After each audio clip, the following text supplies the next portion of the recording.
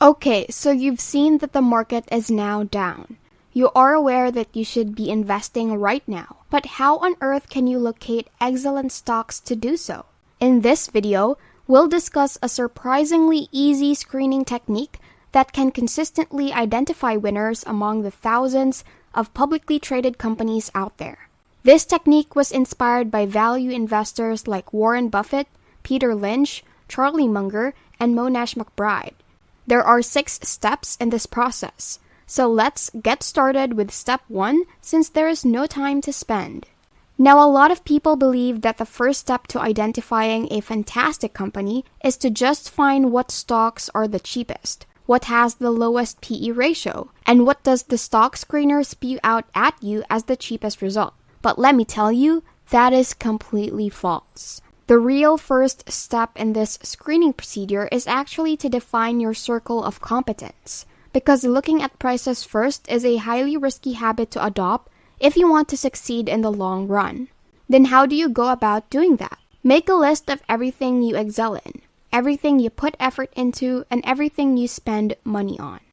Next, pull out the Venn diagram. The subjects that are represented by several portions are likely within your area of expertise. For instance, even though I'm not very good at video games, I do play them a lot and spend way too much money on them. Therefore, video game firms are definitely going to be much more in my good graces than, say, pharmaceutical companies. So look for those recurring themes in your Venn diagram, and then you can search for video game stocks on Google to find a list of them. To be clear, this is not a shopping list, but it serves as a good starting point because chances are that if you invest money in something, spend time on it, and are naturally good at it, you'll already have a good understanding of how businesses in that sector function before you've even read an annual report. If you don't know enough about the business to know it instantly, you won't know enough in a month or two. The key, in my opinion, is to have some background understanding and knowledge of what you do and don't comprehend.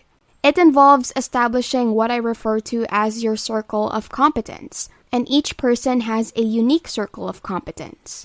The important thing is to stay within the circle, not how big it is. If the circle only contains 30 companies out of the thousands on the big board, as long as you know which ones are reliable, you'll be fine. You should also be familiar with those companies well enough that you don't need to do a lot of work. Step 1 is to establish your circle of confidence. Don't just try to discover a stock that is absurdly inexpensive, and then try to study it from the bottom up. Step 1 is to do that since, as I can attest from my own experience, it doesn't work. But what do you do once you've identified a number of businesses that you believe you could easily comprehend? The first thing I try to check for is who the shareholders are in the hopes that someone more knowledgeable than me already owns the stock and has commented on it. The following step is to take your list of businesses and determine which of the super investors owns them. This is my third step, which was to skim the first section of the annual report. Let me know in the comments if you have any other questions about investing. Let's return to the video. Typically, if a business sends us letters to shareholders and it appears that they were not prepared by a PR, then I'll have my assistant simply create a PDF of every letter from the past 20 years. I read the letters, beginning with the oldest and going back 20, 30, so I can say, okay, what are they saying in 1995, and then what happened in 2000? What happened in 2000 and by 2005?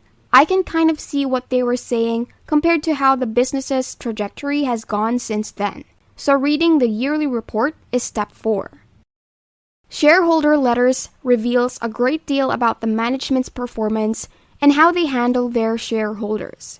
Go back a few years, read what the CEO promised, and then compare that to how well they actually performed. You can learn a lot about a CEO from the contents of the shareholder letter. Do they make false promises and keep their word? Are they truthful?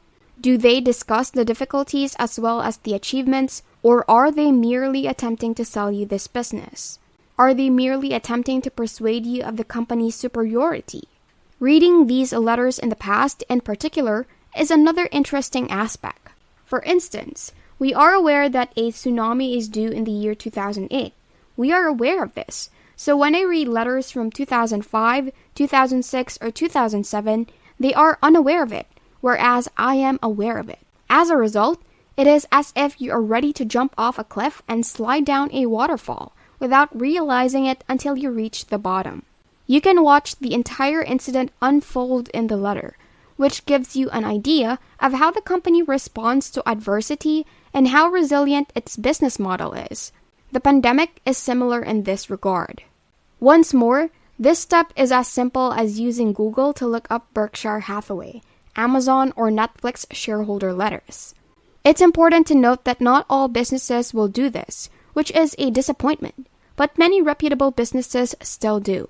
If they don't though, don't worry. There is a backup strategy, which is our fifth step. Listen to this. After reading the letters, if I'm still interested in the company, I look through the transcripts. These are questions that investors and analysts are asking, so it's clear that a PR firm did not write them. Since they are in charge of controlling the narrative, especially for businesses that don't write their own letters, I am not particularly interested in the prepared statements in the transcript because they will be identical to what is in the reports and annual reports. I'm genuinely interested in the Q&A, but I have to go through a lot of information because the analysts will inevitably ask some ridiculous questions in the upcoming quarter. But what I'm looking for is when different questions regarding the firm are being asked and they're making different replies. Do you expect to beat by 1 penny or 2 pennies? I could see everything that would happen in the future. Did they make over-promises and then deliver on them? Or did they make under-promises and then deliver on them? Poorly delivered? A conservative group? Do they act violently? So in the same way that reading the shareholder letter does, the earnings calls also give us a really good sense of how the management operates. Typically, the format for these calls is that the CEO and possibly the CFO get up and give prepared remarks, which, as Monish points out, are essentially the same as what they include in their quarterly report. But then it's all questions and answers, and as Minus points out, that's where we learn a lot about the management team. Once more, what did they promise to do a few years ago? How did they deliver on that? And did it seem like they were merely attempting to market the company? Now, it's crucial to develop the habit of listening to earnings calls since it allows you to assess the two key qualities of corporate management, ability and honesty.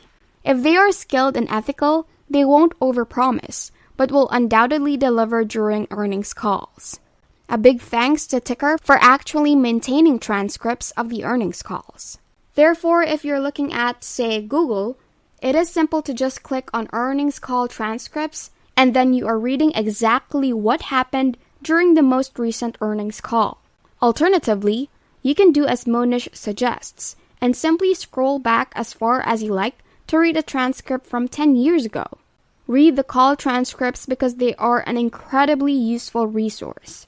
After listening to Monish's final step in this screening process, we can then look at the proxies because it will give me a good idea of the stock dilution, comp plans, and everything else.